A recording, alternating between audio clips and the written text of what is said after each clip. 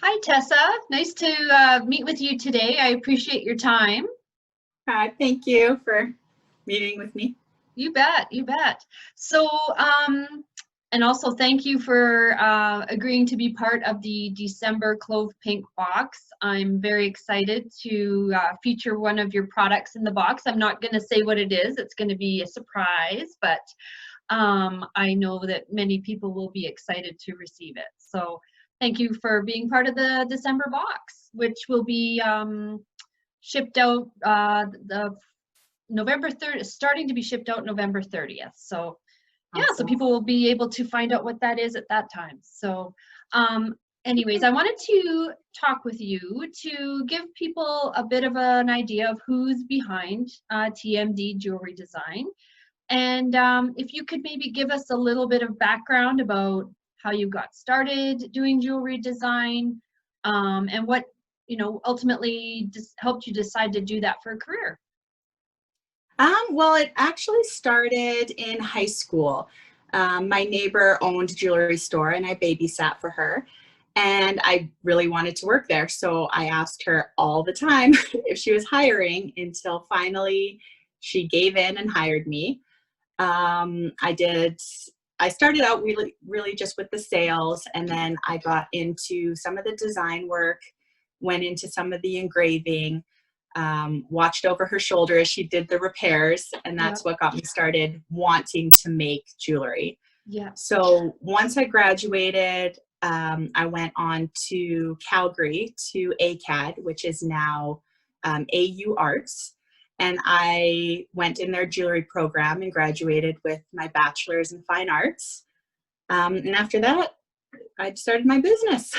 And here we are. And here we are. That's great. And so I think that's cool because not many people, when they're in their teens, have an idea of what they want to do, where they want to go. And you were quite persistent in getting your foot in the door at that jewelry store, and it has turned into your career. It has, yes. Yep. And who doesn't like jewelry? So yeah, I guess that's right. It all worked out, right? That's right. And it's so good to be creative and work with your hands. I think we need to do more of that. So that's great. So now you've been doing your business, or you've been in your business for just over 10 years. And what is something you would tell yourself or your younger self when you first started? What is something you wish you had known when you first started? Probably all the work that goes into owning a business. You become an accountant, you become a social media manager, you are in charge of getting yourself out there for everybody.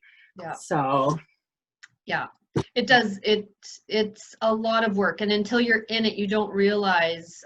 Yes, you want to do your jewelry, and that's your thing, but it's making that happen, and creating the exposure and making sure the bills are paid and all of that you don't realize until you're in it. That's for sure.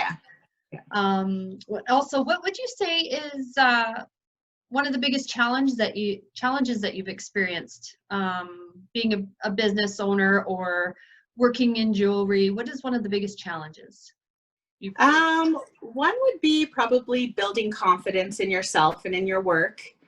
Not being afraid to go out there and talk to other makers. Being okay with people coming to you and wanting you to make something. I think it's really helped build up people coming to me and knowing who I am. It's been absolutely amazing. So yeah. And then from there you've obviously built some credibility, some trust, and word of mouth happens, and it just builds from there for sure. So that's great. Okay. What would you say to someone who wants to do this as a career? What advice would you give someone who wants to do jewelry design or become a maker? Do your research for sure. You don't be afraid to ask other makers who are doing what you want to do questions. The community is so strong out there. They are so willing to accept you as another maker, help you succeed. So that would probably be the one. Okay. And that's good. It's nice to be part of a community where there's collaboration and sharing of Mhm. information. And then it just only supports your decision that you're in the right place. I'm sure you must have that Yeah. feeling where it's like, this feels good to be in a supportive Yeah. industry where, Yeah. um, yeah, it just feels like a safe place to be. Yeah. So, And you don't have to be afraid to fail. right. Um, you're going to fail at some point, and then you just learn from that and grow. So Mm-hmm. Mm-hmm. yeah.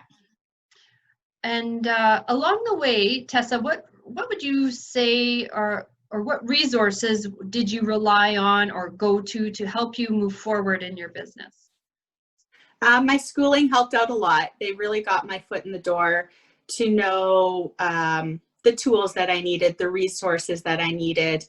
YouTube is a great resource. There are tons of makers on there who have videos to help you learn new skills. Mm-hmm. I still go on YouTube every once in a while and watch Mm-hmm. different videos.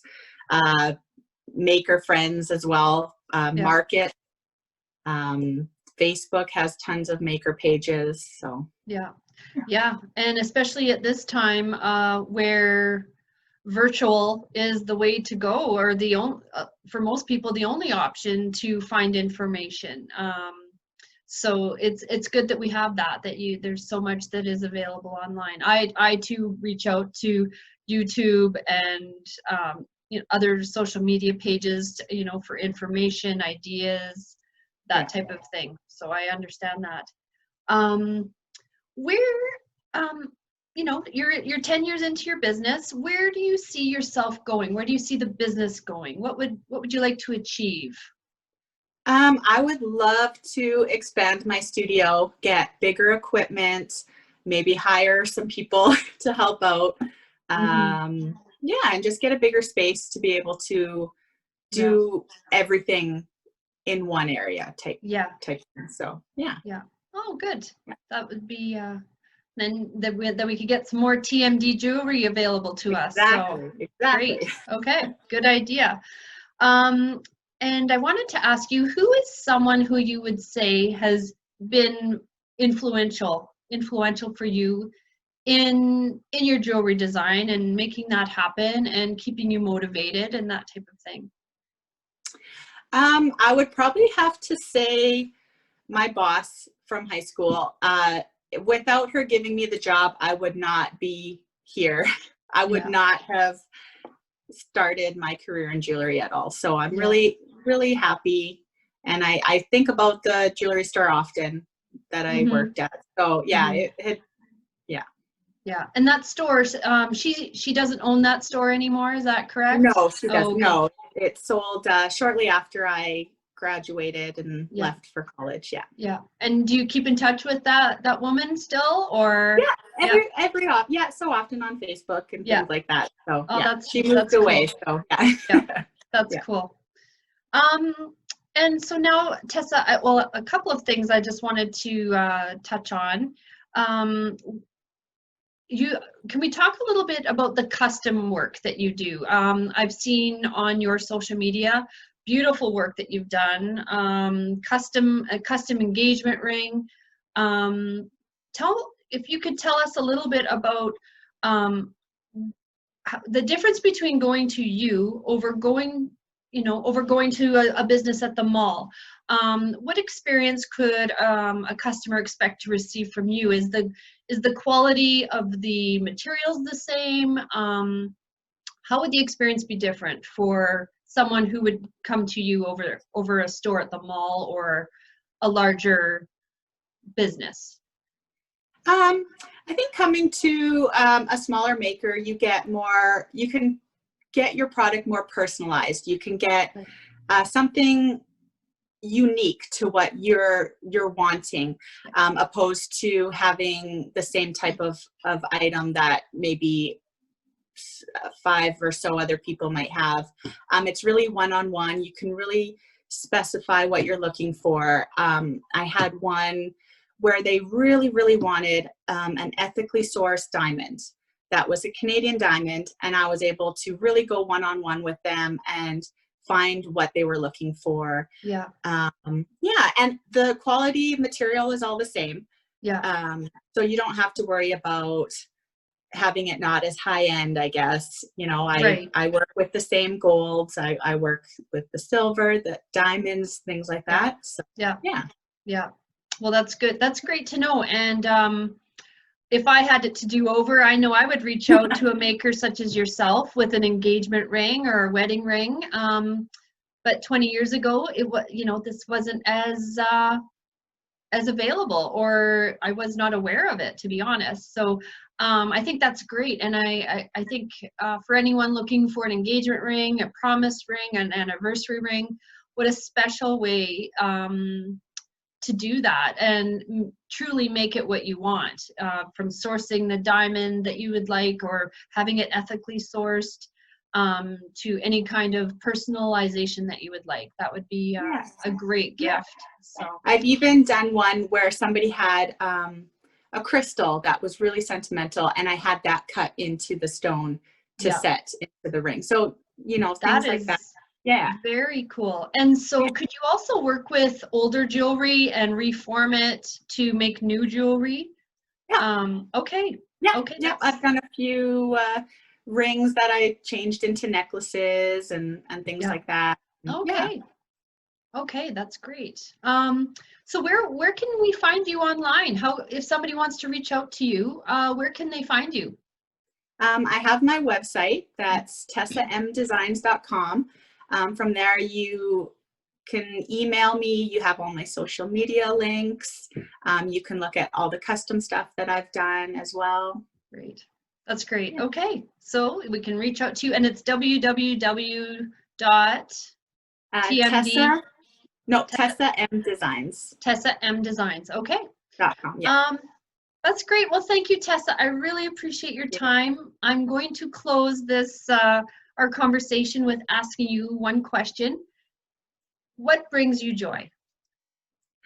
What brings me joy is probably to be able to do what I love. I have the support of my husband, and he lets me do this full time, and he is probably my biggest fan. So I am really, really joyful for that. So. Yeah. Well, that's great. Doing, anyone who's in a position to do what they love is an inspiration for anyone. And I'm so glad that we've connected, and I'm excited again to feature your product and your brand, and I wish you all the best. Thank you so much. Thanks, Tessa. Thank Talk you. to you later. Okay. Bye. Bye-bye.